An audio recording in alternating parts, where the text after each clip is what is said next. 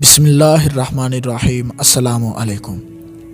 روایت ہے حضرت انس رضی اللہ تعالیٰ عنہ سے، فرماتے ہیں رسول پاک صلی اللہ تعالیٰ علیہ وآلہ وسلم نے فرمایا کہ اللہ تبارک و تعالیٰ فرمائے گا، آگ سے اسے نکال لو جس نے مجھے ایک دن یاد کیا ہو یا ایک جگہ میں مجھ سے خوف کیا ہو۔ روایت ہے حضرت ابو سعید خدری رضی اللہ تعالیٰ عنہ سے،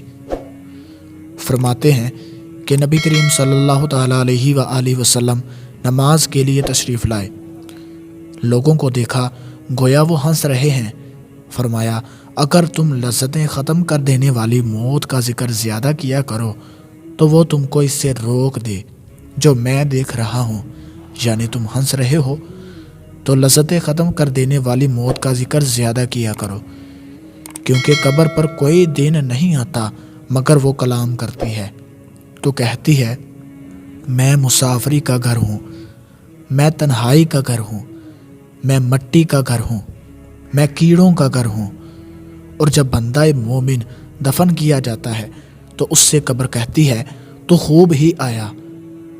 تو اپنے گھر میں آیا، جو لوگ میری پیٹھ پر چلتے ہیں ان سب میں تو بہت پیارا تھا، اب جب کہ آج میں تیری والی بنائی گئی ہوں اور میرے پاس لوٹا تو دیکھ لے گا میرا برتاؤ اپنے ساتھ۔ فرمایا، پھر قبر تا حد نظر فراخ ہو جاتی ہے، اور جب بدکار یا کافر بندہ دفن کیا جاتا ہے تو اس سے قبر کہتی ہے، نہ تو خوش آمدید ہے نہ تو گھر میں آیا، تو آج جب کہ میں تیری والی بنائی گئی اور تو میری طرف لوٹا تو میرا معاملہ اپنے ساتھ دیکھ لینا۔ فرماتے ہیں پھر قبر اس سے سکڑ جاتی ہے حتیٰ کہ مردہ کی پسلیاں ادھر کی ادھر ہو جاتی ہیں۔ فرماتے ہیں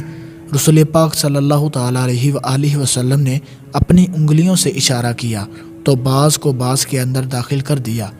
فرماتے ہیں اور اس پر 70 پتلے سانپ مسلط کر دیے جاتے ہیں کہ اگر ان میں سے ایک زمین میں پھونک مار دے تو رہتی دنیا تک زمین کچھ نہ اگائے،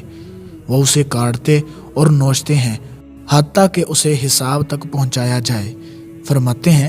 رسول پاک صلی اللہ تعالیٰ علیہ وآلہ وسلم نے فرمایا کہ قبر یا تو جنت کے باغوں میں سے ایک باغ ہے یا دوزخ کے گھڑوں میں سے ایک گھڑا۔